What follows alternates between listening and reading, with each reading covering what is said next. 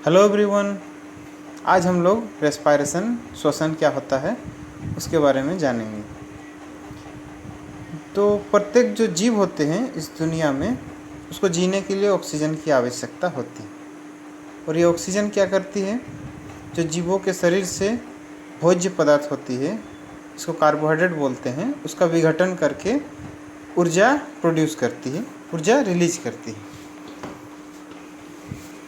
मतलब कार्बोहाइड्रेट का ऑक्सीजन के प्रेजेंस में ऑक्सीकरण होना और ऊर्जा का रिलीज होना, ये श्वसन रेस्पायरेशन कहलाता है।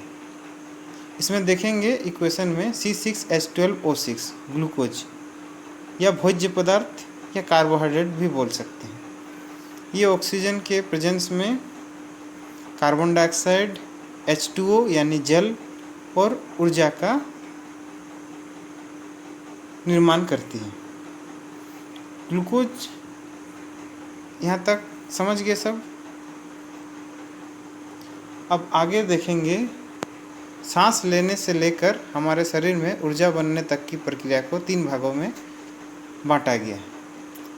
इसमें क्या क्या है? पहला है एक्सटर्नल रेस्पायरेशन, दूसरा है ट्रांसपोर्टेशन ऑफ गैसेस और तीसरा है इंटरनल रेस्पायरेशन। एक्सटर्नल रेस्पायरेशन बाह्य श्वसन। इसमें क्या होता है? इसमें बाहरी वातावरण में जो इंसान ऑक्सीजन अंदर लेती है और कार्बन डाइऑक्साइड को बाहर छोड़ती है, इसको एक्सटर्नल रेस्पायरेशन कहते हैं। ठीक है।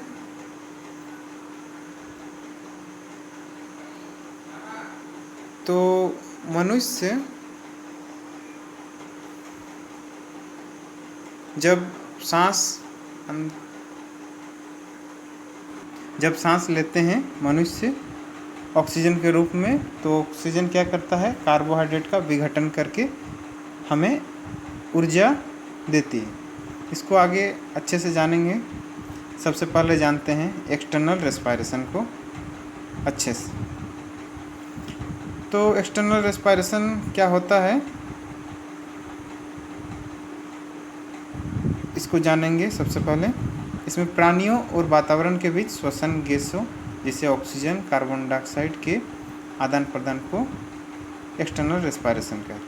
ऑक्सीजन का शरीर में आना और कार्बन डाइऑक्साइड का शरीर से बाहर जाना एक्सटर्नल रेस्पायरेशन कहलाता है। इसमें इस फिगर से आप समझ सकते हैं। पहला फिगर है, देखिए, जिसमें ऑक्सीजन ले रहे हैं और वो लंग्स में जा रही है, जिसको इंस्पायरेशन बोलते हैं। दूसरा है जिसमें कार्बन डाइऑक्साइड शरीर से बाहर निकल रही है, इसको एक्सपायरेशन या उच्छ्वास बोलते हैं। ठीक है, यहाँ तक समझ गए। तो मनुष्य सांस लेने के समय किस प्रकार से गैसों को छोड़ता है उसको परसेंटेज के द्वारा देखिए।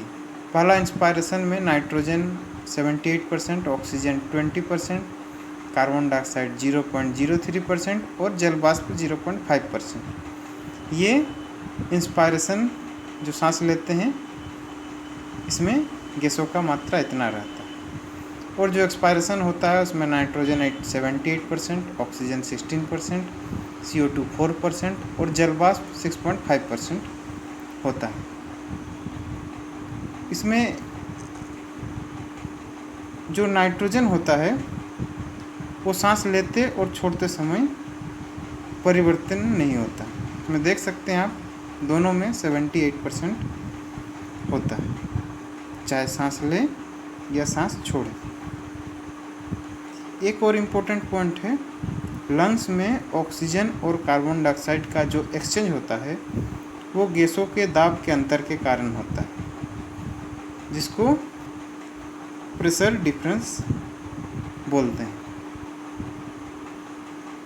ठीक है, ये पहला भाग कंप्लीट हो गया। अब दूसरा भाग में देखेंगे गैसों का शरीर में परिवहन, यानी transportation of gases. Transportation of gases में क्या होता है, पहले हम लोग देखे हैं एक्सटर्नल रेस्पायरेशन में बाहरी वातावरण से ऑक्सीजन अंदर आती है, उसके बाद ऑक्सीजन ब्लड के माध्यम से सेल में जाती है और वापस सेल से कार्बन डाइऑक्साइड लंग्स के माध्यम से बाहर जाती है। इसी को ट्रांसपोर्टेशन ऑफ गैसेस कहते हैं। एक्सटर्नल श्वसन के दौरान जितने भी गैसें लंग्स तक पहुंचती है उसको शरीर से कोशिकाओं तक ट्रांसफ़र करने का काम ब्लड का होता है। ऑक्सीजन का परिवहन रक्त में उपस्थित हेमोग्लोबिन के द्वारा होता है और ये हेमोग्लोबिन क्या होता है, ये एक प्रोटीन होता है जो रक्त में पाया जाता है और इसके केंद्र में लौह परमाणु की उपस्थिति होती है।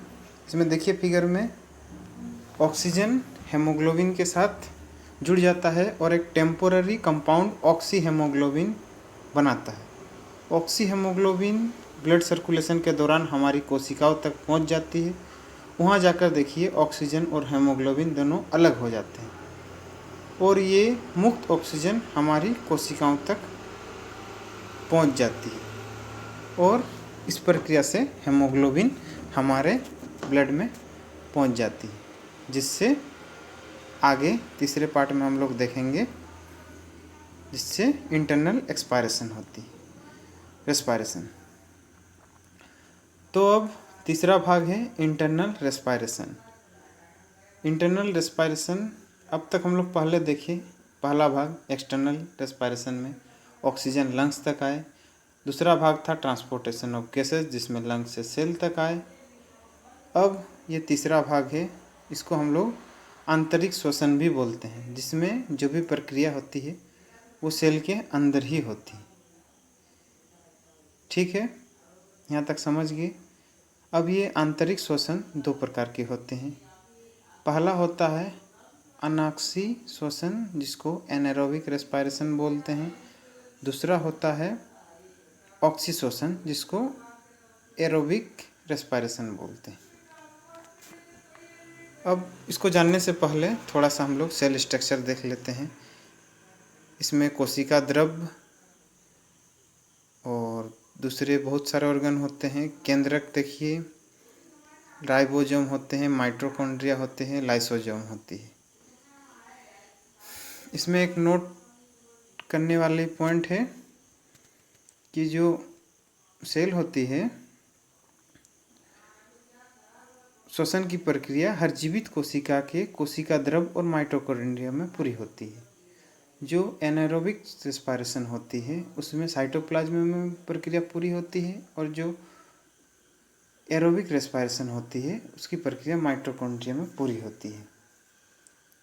ठीक है, अब आगे हम लोग देखेंगे एनएरोबिक रेस्पायरेशन, अनॉक्सी श्वसन। तो इससे जैसे पता चल रहा नाम से ही कि ये ऑक्सीजन की अनुपस्थिति में होती है, उसको अनॉक्सी श्वसन कहते हैं। ठीक है, ये सेल के साइटोप्लाज्म में होती है, कोशिका द्रव्य में। फिगर में आप देख रहे हैं, इसमें ग्लूकोज का आंशिक विघटन सेल के साइटोप्लाज्म कोशिका द्रव्य में पूरी होती है, जिसमें ग्लूकोज टूट के पायरुविक एसिड और 2 एटीपी एनर्जी प्राप्त होती है। ठीक है, एक्चुअली 4 एटीपी ऊर्जा प्राप्त होती है, पर 2 एटीपी ऊर्जा प्रक्रिया में खर्च हो जाती है और 2 ही हमें प्राप्त होती है। अब एटीपी क्या है, जो ऊर्जा है वो एटीपी के फॉर्म में स्टोर होती है। जैसे हम लोग के पास पैसा कागज़ के फॉर्म में होती है, वैसे ही कोशिका के पास जो एनर्जी होती है वो एटीपी के फॉर्म में होती है। ठीक है, यहाँ तक सब समझ गए। इसमें इस प्रक्रिया को हम लोग पूरी प्रक्रिया को ग्लाइकोलाइसिस कहते हैं। और ये जो ग्लाइकोलाइसिस चूँकि ऑक्सीजन की अनुपस्थिति में होता है, इसलिए ये ऑक्सी एनॉक्सी श्वसन दोनों में होता है। इसमें जो आगे पढ़ने वाले हैं ऑक्सी श्वसन, उसमें भी ये ग्लाइकोलाइसिस की प्रक्रिया पूरी होती है। ऑक्सी श्वसन, इसमें देखिए इस नाम से पता चल रहा है कि ये ऑक्सीजन की उपस्थिति में होता है और इसमें ग्लूकोज के मॉलिक्यूल का कंप्लीट ऑक्सीडेशन होता है। ठीक है, इसकी जो प्रक्रिया होती है ये माइटोकॉन्ड्रिया में होती है। माइटोकॉन्ड्रिया में एक विशेष एंजाइम की उपस्थिति में पूरी होती है। ग्लाइकोलाइसिस से प्राप्त पायरुविक एसिड जो माइटोकॉन्ड्रिया में पूर्ण ऑक्सीकरण होता है, वैसे प्राप्त जो होता है CO2, H2O और 36 ATP एनर्जी। जो CO2 होता है वो लंग्स से बाहर हो जाती है, लंग्स के थ्रू, और जो 36 ATP होती है वो एनर्जी के लिए बॉडी में स्टोर हो जाती है। तो ये श्वसन की प्रक्रिया में टोटल 38 ATP एनर्जी हमें मिलती है, 2 एनारोबिक रेस्पायरेशन से और 36 ऑक्सी रेस्पायरेशन से। ठीक है, यहाँ तक सब समझ गए। इस प्रकार पूरी कोशिकीय श्वसन आंतरिक श्वसन में एक ग्लूकोज के पूर्ण ऑक्सीकरण पर कुल 38 ATP एनर्जी प्राप्त होती है। अब ये जो ऑक्सी श्वसन है उसको हम लोग केब्स चक्र भी बोलते हैं। इसको हम लोग केब्स चक्र के नाम से जानते हैं। ठीक है, ये हो गया हम लोग का रेस्पायरेशन यानी श्वसन की प्रक्रिया का पूरा डिटेल हम लोग डिस्कस कर लिए।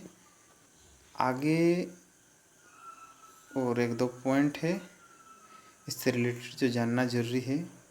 पहला है, मनुष्य में सांस लेने की दर 12 से 15 बार पर मिनट होती है। और जो दूसरा पॉइंट जानना है वो है, मनुष्य में श्वसन प्रक्रिया का नियंत्रण मस्तिष्क के मेडुला ओब्लांगाटा के भाग के द्वारा किया जाता है। इसमें आप फिगर से भी इसको देख सकते हैं, समझ सकते हैं। तो रेस्पायरेशन श्वसन हम लोग पूरी अच्छे से डिस्कस कर लिए हैं।